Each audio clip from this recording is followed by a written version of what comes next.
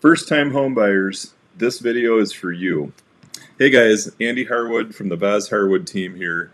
And if you're thinking about buying a house and you're a first-time home buyer and never bought a house before, first of all, congratulations. This is so exciting. We are so excited for you. And you are our favorite customer. And no, we don't say that to all the buyers. Truly, first-time home buyers are our favorite customers for so many reasons. One, we're just so excited for you. And secondly, we know that we have the opportunity to do it right and give you the best possible experience and get you into a great house and just have this be a wonderful thing in your life. So we love our first-time home buyers. And so if you're thinking about buying a house, what do you need to do? What are some of the things that you need to be thinking about, working on, whatever? Let's get to a little bit more of that in a moment. But I want to give you kind of two steps, not even a three-step process. Let's just do two steps that are your next action items. One is to book a consultation with us if you haven't already. It doesn't matter how early you are in the process, if it's going to be a year from now, even 2 years from now. We've had buyer consultation meetings, and I would much rather talk to you now early on so that you can start to strategize and put your plan together and have some runway to work on whatever you need to, wherever you're at in the timeline of things, in order to be able to buy a house when you're ready. So book a consultation with us. That's step one. And don't think, oh, I'm not ready to buy, I don't want to waste their time. No, no, no. Like I said, it's not too early. It is not too early. Book a consultation with us. Number two is you need to talk to a lender. And we can make a referral for that to some really good lenders.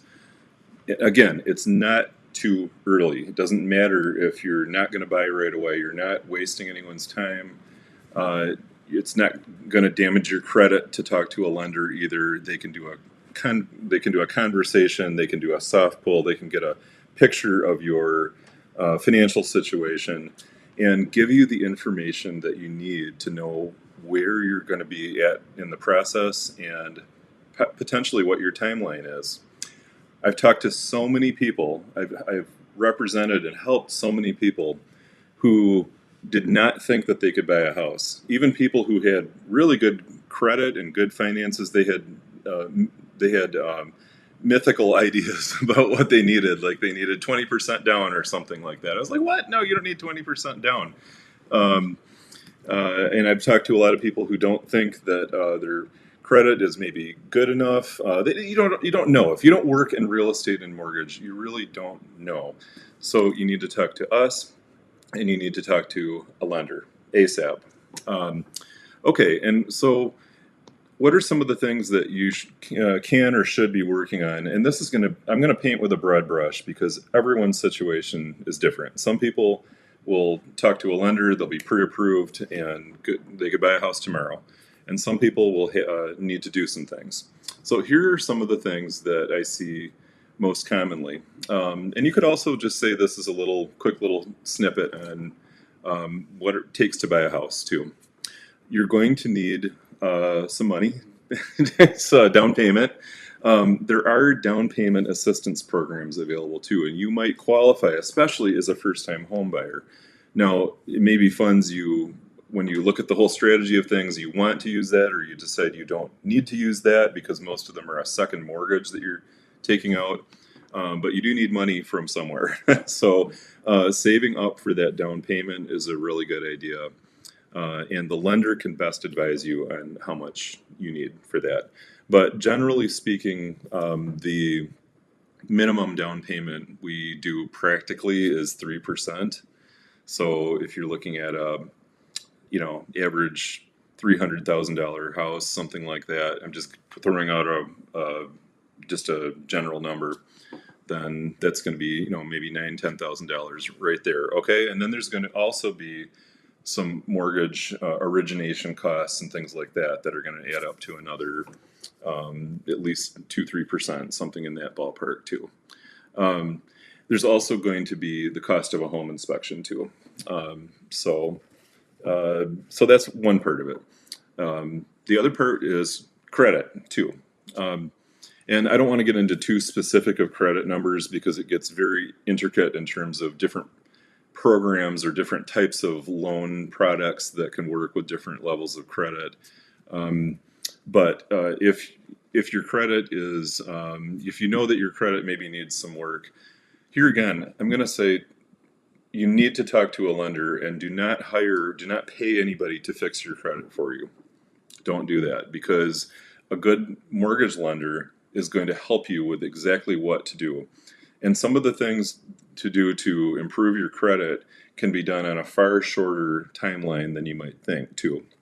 So don't assume that this is going to be a 2-year process necessarily. Most people with fairly normal situations can fix their credit in a matter of months sometimes, or sometimes it's just a matter of getting it up a little bit more. So there again, it's all about having that conversation with us and then having that conversation with the lender who can guide you.